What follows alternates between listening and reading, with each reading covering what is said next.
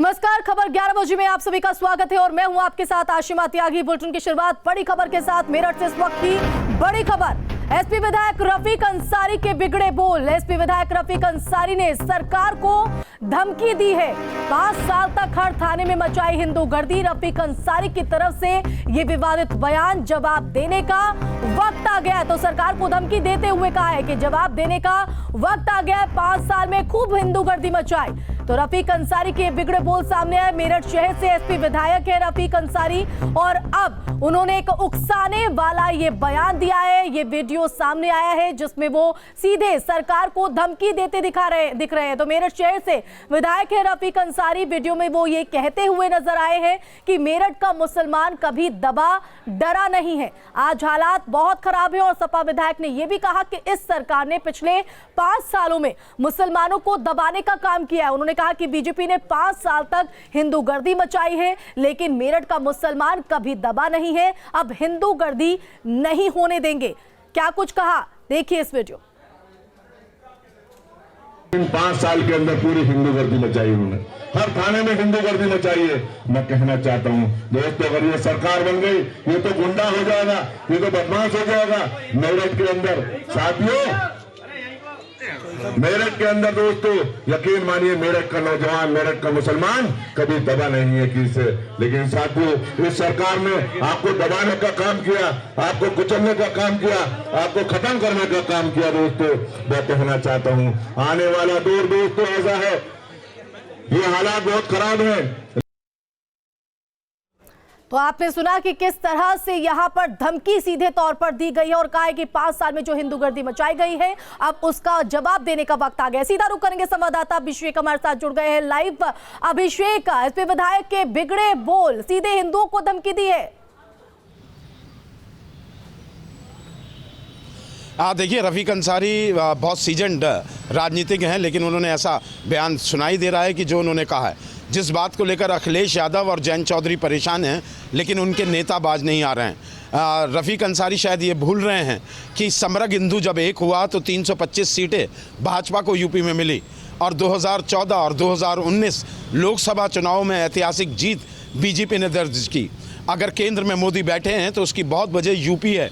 UP से सांसदों का जो गुच्छा, एक पूरी टोकरी तैयार होकर दिल्ली पहुंची, उसकी वजह से आज नरेंद्र मोदी प्रधानमंत्री की कुर्सी पे और योगी आदित्यनाथ उत्तर प्रदेश के सीएम की कुर्सी पर बैठे हैं। ऐसे बयान जो हैं, वैसे भी मैं बता दूं आशिमा, ये कोई हैरानी वाली बात नहीं है। पश्चिमी उत्तर प्रदेश की हर विधानसभा सीट पर इलेक्शन अंत में आके हिंदू मुस्लिम हो जाता है। अगर इस बार भी हिंदू मुस्लिम हुआ तो बीजेपी को इसका सीधा फायदा पहुँचना है। जो थोड़ी बहुत टूट चाहते हैं हिंदुओं में जयंत और अखिलेश, ऐसे बयानों से उन्हें धक्का पहुंचेगा।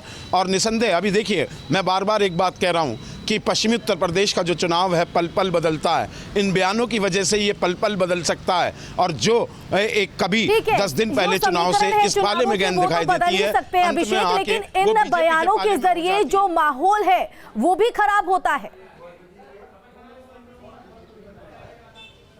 जी बिल्कुल खराब होता है। और देखिए, इलेक्शन कमीशन को इस पर संज्ञान लेना चाहिए। कोई भी नेता हो, अगर वो हिंदू मुसलमान की बातें कर रहा है और इस तरीके की बातें कर रहा है तो इलेक्शन कमीशन को उस पर संज्ञान लेना चाहिए, क्योंकि इलेक्शन मुद्दों पर होना चाहिए, जन समस्याओं पर होना चाहिए, विकास कार्यों पर होना चाहिए। और लोगों की नाराजगी रहती है, विधायक कोई भी हो काम नहीं कराता है। ये सिटिंग विधायक हैं शहर विधानसभा सीट से, और इनका ये जो बयान है वो अपने आप में दर्शाता है कि ये भी इलेक्शन को हिंदू और मुसलमान मोड पर लड़ना चाहते हैं, यानी कि विकास कार्य बताने के लिए नहीं है। इसलिए इन्होंने ये कहा कि हर थाने में हिंदूगर्दी हुई है और उन 5 सालों की हिंदूगर्दी को हम मिटाएंगे। हालांकि आप बने रहिए अभिषेक, लौटेंगे आपके पास। इसी बीच हमारे साथ बीजेपी प्रवक्ता हीरो वाजपेयी जुड़ गए हैं।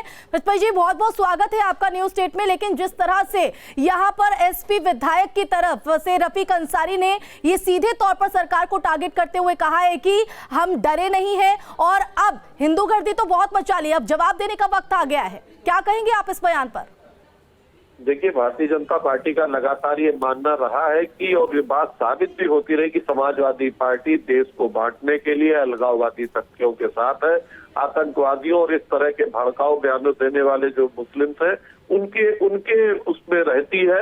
और यही बात देखिए इस बयान से सीधे सीधे सामने आ रही है कि ये चेहरा केवल देश विरोधी, राष्ट्र विरोधी, हिंदू विरोधी चेहरा है। और इस तरह के चेहरे चुनाव में उतार कर अखिलेश यादव क्या बताना चाहते हैं, किसको धमकाना चाहते हैं? यहाँ के बहुसंख्यक समाज को धमकाना चाहते हैं, इस प्रदेश को धमकाना चाहते हैं, इस देश को धमकाना चाहते हैं। लेकिन अच्छी तरह जान लें, योगी आदित्यनाथ किसी से डरने वाले नहीं है। ऐसे वो चेहरे जो हमको धमका रहे हैं, जो अपराधी हैं, जो अपराध को संरक्षण देते हैं, जो अलगाववाद के साथ है, उनके खिलाफ सरकार कठोरतम कार्रवाई करती रही है और करती भी रहेगी आगे। हम भी डरने वाले नहीं है।